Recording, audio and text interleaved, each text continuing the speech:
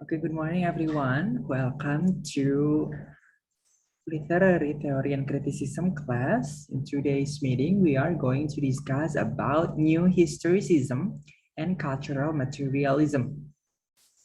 Terima kasih sudah bergabung. Pagi ini kita akan mendiskusikan tentang teori new historicism dan cultural materialism. Belum ada nama saya di sini. Oke. Yang pertama tadi teori yang kita bahas adalah new historicism. Kalau ada new berarti ada yang old-nya gitu ya. Kalau ada yang baru berarti ada yang lamanya. Nah, yang lamanya sebenarnya tidak ditulis old historicism sih, tapi hanya historicismnya saja. Tetapi untuk membedakan gitu ya, biasanya we use distinction between old and new gitu ya, untuk membedakan perkembangan antara dua teori ini. Kita menggunakan antara old dan new gitu ya. Nah, yang old itu apa sih fokusnya gitu ya. Jadi keduanya ini nanti memiliki perbedaan fokus gitu ya. Yang pertama, kalau historicism yang old ya, yang tua, yang pertama kali muncul, ini merupakan acknowledgement of the fact that works of literature often present the dominant ideologies and culture as the only ideologies and cultures. Jadi teori historicism yang pertama kali muncul ya, yang old, itu hanya melihat melihat karya sastra gitu ya, dari ideologi dan budaya yang ditampilkan dalam karya sastra tersebut gitu ya. Jadi ideologi dan budaya yang muncul dalam karya sastra dianggap sebagai satu-satunya ideologi dan budaya yang ada pada masyarakat tertentu pada zaman tertentu gitu ya. Misalkan pada masyarakat Amerika tahun 1930-an gitu ya, banyak muncul karya sastra yang bernuansa realisme, artinya bahkan naturalisme gitu ya. Jadi realisme itu aliran karya sastra yang menggambarkan keadaan masyarakat sebagaimana apa adanya masyarakat aslinya gitu ya. Naturalisme ini yang bersifat kesedihan gitu ya. Jadi kisah-kisah sedih manusia di keadaan masyarakat gitu ya, dan manusia di dalamnya diangkat cerita-cerita sedihnya gitu ya. Jadi pada zaman 1930-an 1920-an itu kan terjadi Great Depression gitu ya. Jadi perekonomian di Amerika menurun merosot, banyak usaha yang tutup gitu ya, banyak orang kehilangan mata pencarian. Lalu hal tersebut mengakibatkan Great Depression. Banyak orang kelaparan gitu ya, karena tidak punya pekerjaan dan lain-lain. Nah, hal ini digambarkan dalam banyak karya sastra gitu ya. Contohnya Of Mice and Men-nya John Steinbeck.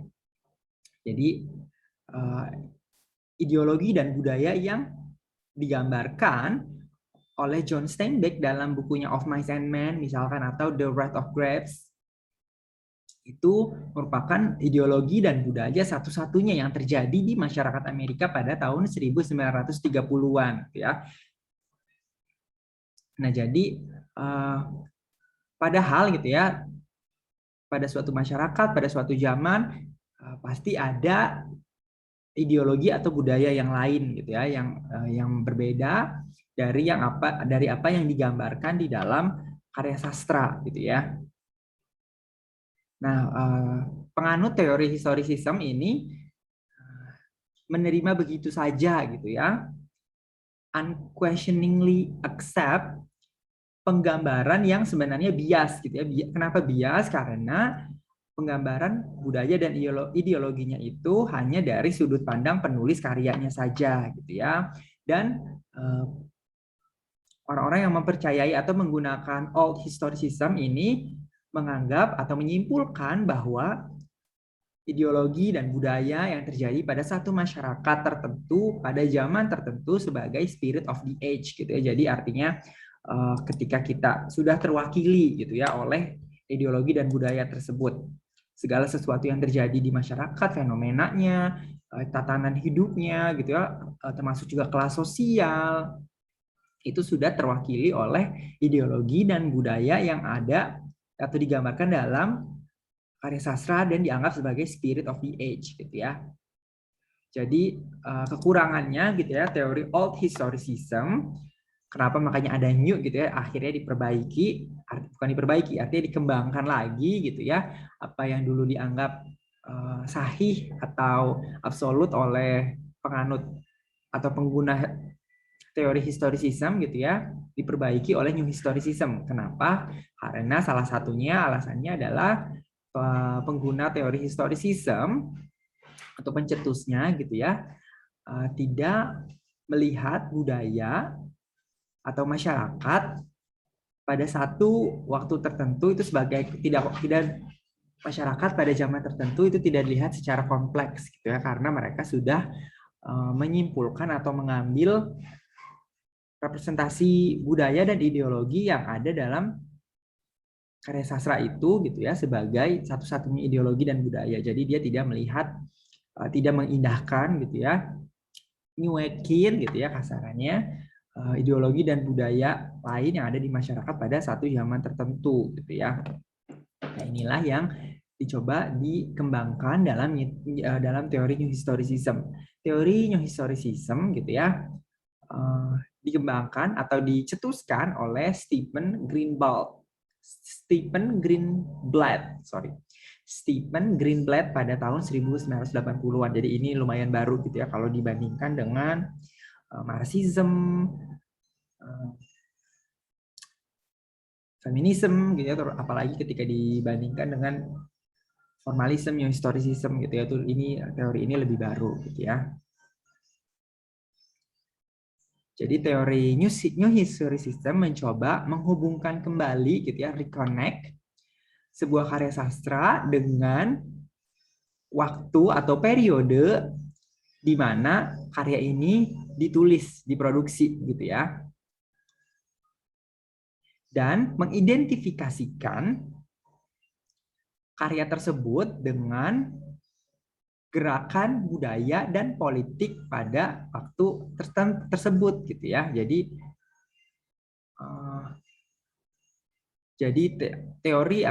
teori new historicism melihat ideologi dan budaya yang ada dalam karya sastra itu bukan sebagai satu-satunya ideologi dan budaya, tetapi ada budaya dan ideologi lain yang tidak direpresentasikan dalam karya sastra tersebut gitu ya.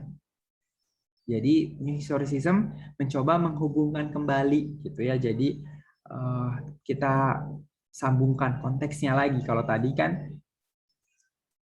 Old Historicism melihat ideologi dan budaya yang ditampilkan atau diceritakan, direpresentasikan dalam sebuah karya sastra sebagai ideologi dan budaya satu-satunya gitu ya. Nah, dan tidak melihat masyarakat pada zaman tersebut sebagai masyarakat yang kompleks gitu ya. Artinya ada ideologi dan budaya lain yang tidak tergambarkan dalam karya sastra tersebut gitu ya. Historicism juga mengasumsikan bahwa setiap karya sastra merupakan produk dari momen sejarah yang menciptakannya gitu ya. Jadi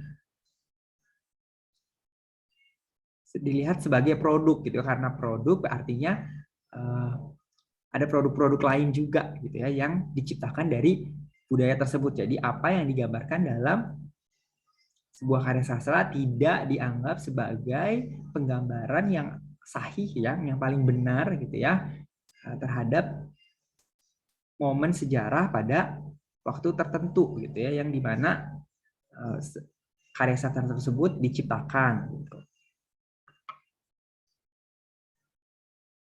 Lalu menurut Richter gitu ya, all human systems are symbolic and subject to the rules of language and the disconstructive realization that there is no way of positioning oneself as an observer outside the closed circle of textuality. Jadi gitu ya, New Historicism ini melihat bahwa semua setiap orang gitu ya, termasuk penulis yang menciptakan karya sastra, ini bukan hanya bertindak sebagai observer, artinya orang yang melihat fenomena pada suatu budaya atau ideologi pada suatu masyarakat, melihat dari luar saja, tetapi dia juga terlibat di situ gitu ya, sehingga apa yang dia tuliskan gitu ya nantinya tergantung juga dari realisasi dia dan subjektif gitu ya terhadap apa pengamatan dia. Jadi bukan seperti CCTV gitu ya. CCTV itu kan menangkap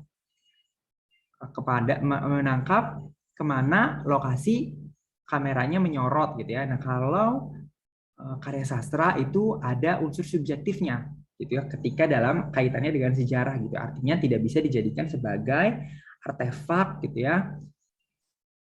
Sebagai artefak atau bukti sejarah yang konkret gitu. Jadi dalam kaitannya dengan sejarah, karya sastra itu subjektif. Ini termasuk juga nantinya gitu ya, bukan hanya berlaku kepada karya sastra tetapi juga pada buku-buku pelajaran di sekolah gitu ya. Misalkan buku dalam pelajaran sejarah yang menceritakan tentang kemerdekaan Indonesia, penjajahan, proklamasi gitu ya. Itu kan ada pengarangnya. Nah, pengarangnya tersebut gitu kan dia tidak hidup pada zaman tersebut. Tidak hidup pada zaman penjajahan atau pada zaman kemerdekaan gitu ya, sehingga dia sendiri menyimpulkan dari berbagai macam sumber data gitu ya, yang akhirnya dia olah. Ketika dia mengolah tersebut, dia tuliskan, dia lahirkan. Nah, pelahiran dari apa yang pengolahannya dia, hasil pengolahannya dia tersebut terdapat campur tangan unsur subjektif gitu ya. Artinya dari sudut pandang mana dia melihat data-data yang dia peroleh gitu ya. Jadi bukan seperti data konkret seperti contohnya tadi misalkan CCTV menyorot rekaman dari CCTV itu kan 100% dari mana angle kamera CCTV tersebut menyorot gitu ya. Sedangkan kalau karya sastra kaitannya dengan sejarah itu merupakan unsur subjektif gitu ya. Sampai sini apakah bisa dimengerti?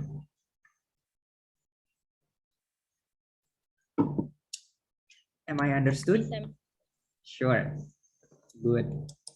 Berikutnya, nah kita lihat perbedaan antara New Historicism dari Old Historicism. Ya, jadi kalau New Historicism menurut Tyson itu merupakan the retelling of history itself. Jadi retelling of history, sejarah yang diceritakan kembali gitu ya. Mempertanyakan question asked by traditional historians and by new historicists are quite different. Jadi hal-hal yang dipertanyakan gitu ya artinya dipertanyakan ketika dua teori ini digunakan untuk menganalisa karya sastra gitu ya berbeda.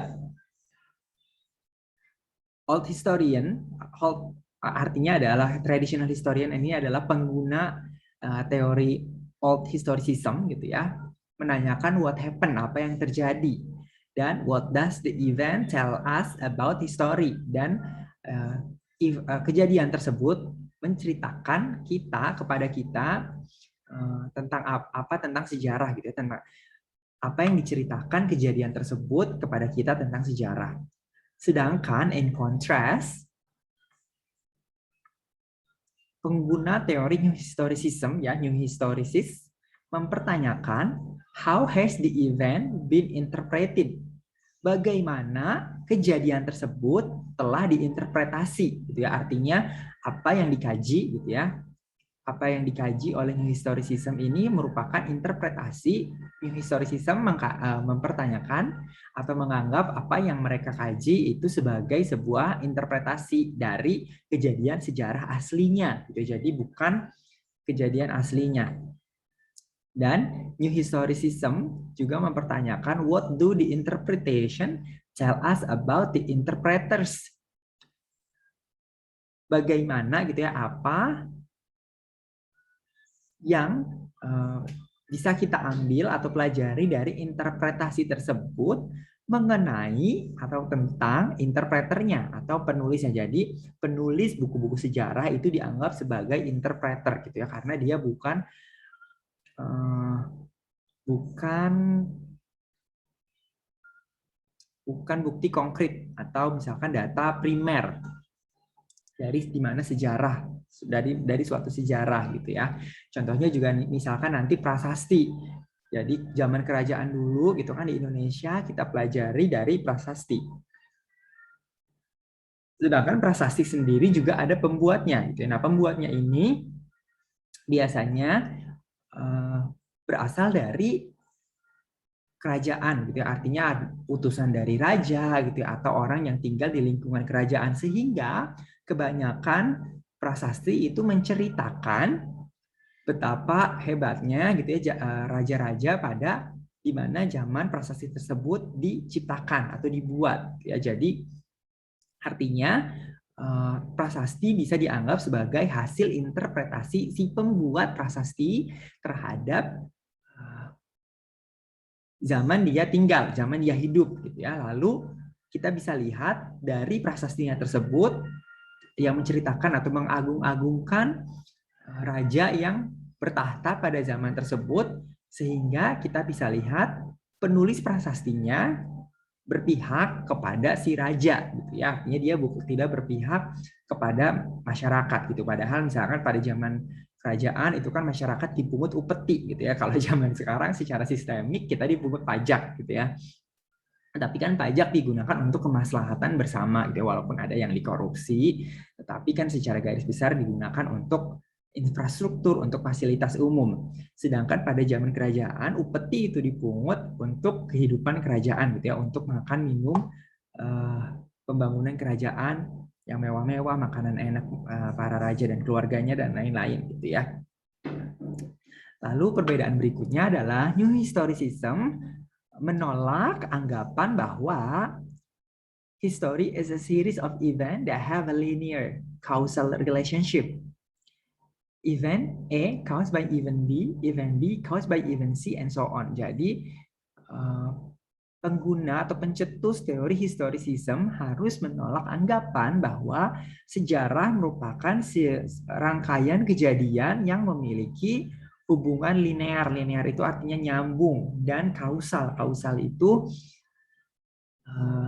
cause and effect. Jadi kalau ada penyebabnya, ada suatu penyebab yang menyebabkan atau mengakibatkan kejadian yang lain gitu ya, sehingga atau menolak anggapan bahwa kejadian A mengakibatkan kejadian B, kejadian B mengakibatkan kejadian C, dan seterusnya gitu. Artinya kalau ada suatu kejadian, itu kejadian ini disebabkan oleh kejadian yang terjadi sebelumnya gitu ya. Misalkan Soeharto gitu ya, Soeharto digulingkan oleh pergerakan mahasiswa. Lalu nanti setelah era reformasi, dari pergerakan mahasiswa ini mengakibatkan apa lagi gitu ya. Jadi dari pergerakan reformasi mahasiswa meruntuhkan Soeharto. Lalu presiden yang dijadikan presiden adalah B.J. Habibie.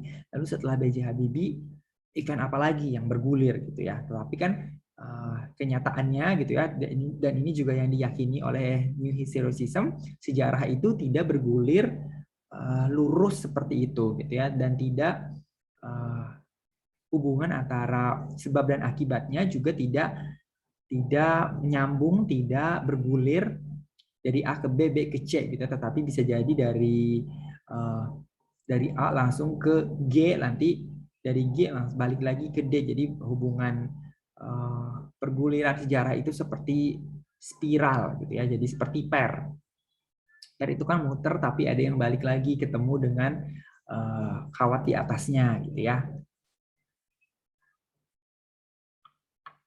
Nah, New Historicism juga menganggap bahwa kita gitu ya sebagai pembaca karya sastra yang di dalamnya terdapat unsur-unsur sejarah, juga di sini mengacu juga kepada misalkan pelajar yang mempelajari sejarah di sekolah gitu ya. Kita itu hopelessly subjective interpreters of what we observe gitu ya. Jadi kita ini tidak punya pegangan lain selain apa yang ditawarkan gitu ya. Yang ditawarkan oleh para penulis buku-buku sejarah gitu. Sehingga kita tidak seharusnya meyakini gitu ya.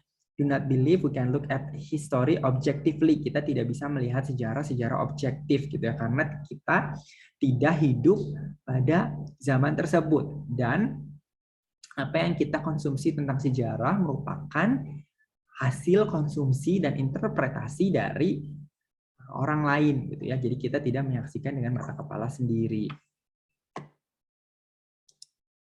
Lalu yang menjadi fokus dari New Historicism adalah masyarakat of the past, artinya masyarakat di zaman dahulu, masyarakat pada zaman tertentu di masa lalu gitu ya, adalah kompleks. Artinya there were non-dominant elements. Artinya ada elemen-elemen yang tidak dominan. Artinya tidak dominan ini yang tidak diceritakan dalam karya sastra. Kalau tadi kan historicism itu meyakini apa yang ditampilkan dalam karya sastra itu sebagai ideologi dan budaya satu-satunya pada zaman tersebut. Nah, historicism itu melihat ada budaya lain.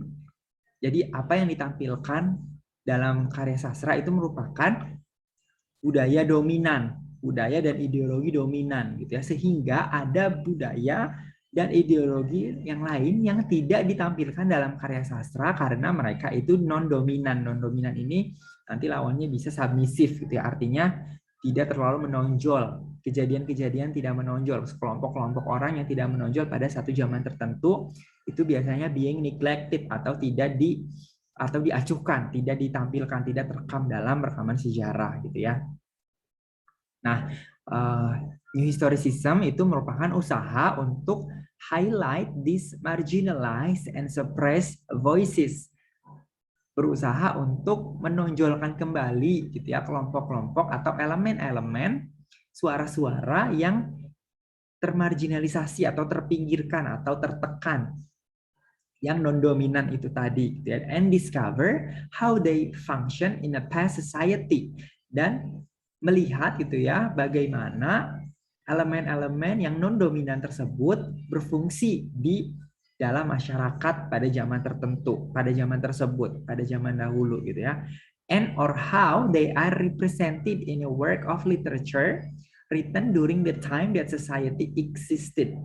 Jadi dia juga New Historicism juga melihat bagaimana non-dominan elemen gitu ya yang tidak tertampilkan, yang dipinggirkan atau tertekan, artinya tidak menonjol gitu ya, bagaimana elemen-elemen tersebut direpresentasikan, dimunculkan dalam karya sastra yang ditulis pada masyarakat zaman tersebut gitu ya. Sehingga nanti analisa menggunakan New Historicism itu bisa diperoleh melalui textual analysis gitu ya. Artinya membaca dengan dekat atau close reading. Biasanya gitu ya, New Historicism juga parallel reading of non-literary and literary text of the same time. Jadi artinya ketika kita menggunakan teori New Historicism, kita membaca karya sastra berdampingan dengan buku yang menceritakan yang menceritakan sejarah, jadi buku-buku sejarah aslinya gitu. Jadi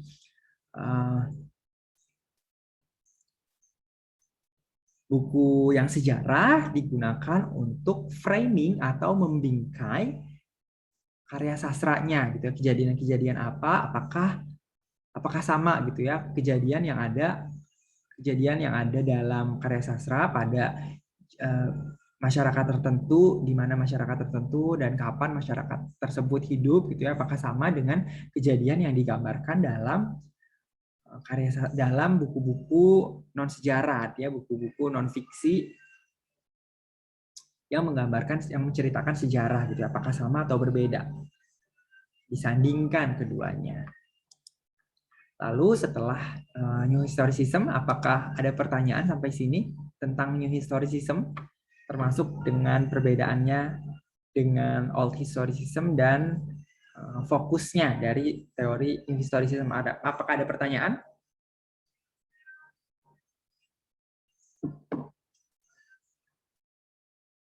Tidak ada pertanyaan, oke. Kita lanjutkan ke materi berikutnya yaitu tentang cultural materialism. Nah, cultural materialism ini adalah istilah yang dilontarkan atau dibentuk hasil pemikiran dari Raymond Williams gitu ya. Raymond Williams ini merupakan menggabungkan gitu ya antara New Historicism dengan Marxism. Kemarin kita belajar tentang Marxism gitu ya. Yang bisa karakteristik dari cultural materialism itu adalah analysis of any historical materials within a politicized framework in a radical and submersive manner. Jadi sejarah yang direpresentasikan dalam karya sastra itu dilihat secara atau melalui kacamata politik gitu. Artinya yang tadi misalkan ada ideologi dan budaya yang dominan dan ada juga ideologi dan budaya yang tidak dominan, artinya ada permainan politik di situ gitu ya. Permainan politik artinya adalah kenapa kok ideologi dan budaya ini yang menonjol sedangkan ideologi dan budaya yang lainnya tidak menonjol gitu ya. Ke pihak mana penulis ini berpihak gitu ya. Artinya dia mewakili kelas sosial yang mana gitu ya. Apakah kelas sosial dari ideologi dan budaya yang menonjol atau dari ideologi dan budaya yang tidak menonjol. Cultural materialism juga aware of political agendas of the text and hence are alert to the ways in which power exerts itself through implicit workings of ideology within the text. Jadi cultural materialism juga melihat gitu ya dari unsur-unsur budaya yang menonjol dan yang tidak menonjol tersebut apakah ada agenda politik gitu ya. Lalu dia juga melihat bagaimana power, artinya orang yang mempunyai kekuatan akan bisa mensisipkan pemikirannya gitu ya, dan kelompok kelas sosialnya dia untuk jadi menonjol dalam karya sastra gitu. Lalu juga kalau tadi New Historicism hanya melihat gitu ya, bukan hanya, tapi melihat karya sastra atau sejarah itu sebagai hasil interpretasi dari seseorang gitu ya, lalu jadi tidak meyakini sejarah itu sebagai sesuatu yang absolut. Lalu kalau cultural materialism gitu ya, karena ada unsur Marxismnya, dia itu bertujuan untuk mentransformasi social order atau tatanan sosial gitu ya. Jadi as they seek readings that focus on the marginalized and the exploited and also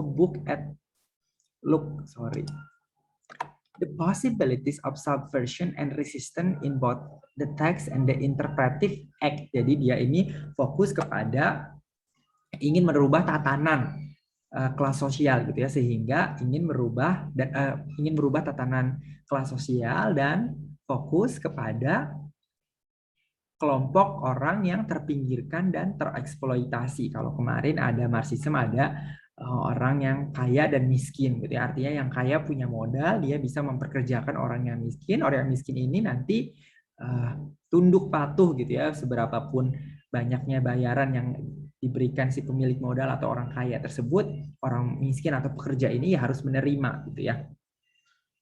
Lalu dia juga mencoba melihat kepada berbagai kemungkinan untuk membalikan gitu ya, bagaimana misalkan kalau sebuah karya sastra dilihat dari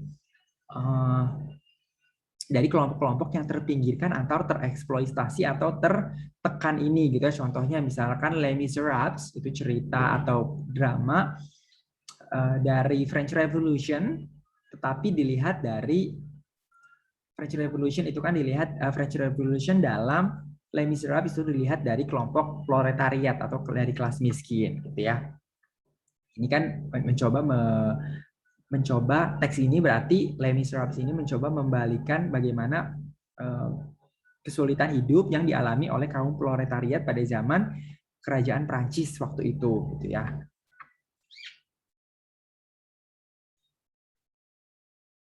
Jadi cultural materialism juga mencoba melihat agenda politik yang tersembunyi gitu ya dalam penggambaran suatu sejarah dalam karya sastra. Ini ada beberapa istilah-istilah penting gitu ya dalam cultural materialism yang diungkapkan oleh Jonathan Dollimore dan Alan Sinfield, yaitu ada historical context, apa yang terjadi pada zaman di mana karya ini diciptakan. Lalu ada theoretical method, penggabungan atau inkorporasi antara teori dan model yang lama seperti strukturalisme dan poststrukturalisme. Jadi kita gabungkan gitu ya. New historicism dengan new historicism digabungkan. Historicism kita untuk melihat spirit of the age-nya. Lalu historicism-nya digunakan untuk melihat kelas-kelas lain yang tidak menonjol atau tidak digambarkan dalam sebuah karya sastra. Lalu ada juga close textual analysis, membangun analisis yang berdasarkan teori dari terhadap teks-teks yang canon, teks-teks yang zaman dulu gitu ya. Canon itu canonical text itu artinya adalah karya-karya sastra atau tulisan-tulisan yang sudah zaman dulu. Jadi seperti zaman Shakespeare gitu ya, Aristotle, Plato. There are identified as prominent cultural icons. Jadi teks-teks yang dianggap sebagai mewakili zaman-zaman tertentu gitu ya. Jadi harus dibaca secara close textual analysis. Lalu ada istilah yang terakhir adalah political commitment, mengkorporasikan gitu ya teori politis seperti feminisme dan marxisme. Jadi karena perempuan itu selalu dianggap sebagai kelompok yang tertindas sehingga harus dicoba dilihat gitu ya. Ini perbedaan antara New Historicism dan Cultural Materialism. New Historicism itu fokus kepada aspek-aspek yang tertekan dalam sebuah budaya gitu ya. Contohnya adalah bagaimana orang has to overcome, bagaimana orang berjuang untuk mendapatkan perubahan. Sedangkan cultural materialism itu fokus kepada bagaimana perubahan tersebut terbentuk gitu ya. Lalu secara pandangan New Historicism itu claim that they are aware of the difficulties, limitation and contradictions and problems of trying to establish the truth. Nevertheless, they believe in the truth of their work. Jadi New Historicism itu mempercayai gitu ya terhadap hasil analisisnya. Sedangkan cultural materialist sees how New Historicism as politically ineffective since it does not believe in absolute truth or knowledge. They feel that cultural materialists do not believe in the truth of what they write. Ini adalah,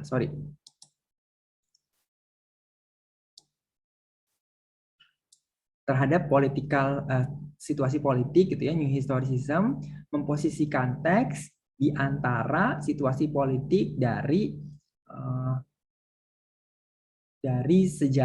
masyarakat di mana karya tersebut merepresentasikan gitu. Misalkan karya tersebut merepresentasikan zaman kemerdekaan, ya berarti New Historicism melihat karya tersebut dari zaman kemerdekaan tersebut. Sedangkan cultural materialist memposisikan sebuah teks terhadap zaman di mana kritikusnya berada gitu ya. Jadi kalau New Historicism situasi politiknya dikaitkan dengan situasi politik dalam karyanya, sedangkan termasuk di dalamnya ada yang menonjol, ada yang tidak menonjolnya. Sedangkan kalau cultural materialism memposisikan teks sebagai atau ke dalam situasi politik dari kritikusnya.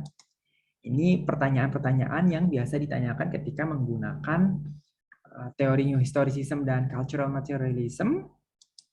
Ini contohnya gitu ya, ketika misalkan membaca bukunya Charlotte Bronte yang berjudul Jane Eyre gitu ya. Kalau menggunakan Old Historicism nanti hasil pembacaannya akan seperti ini. Sedangkan kalau menggunakan New Historicism akan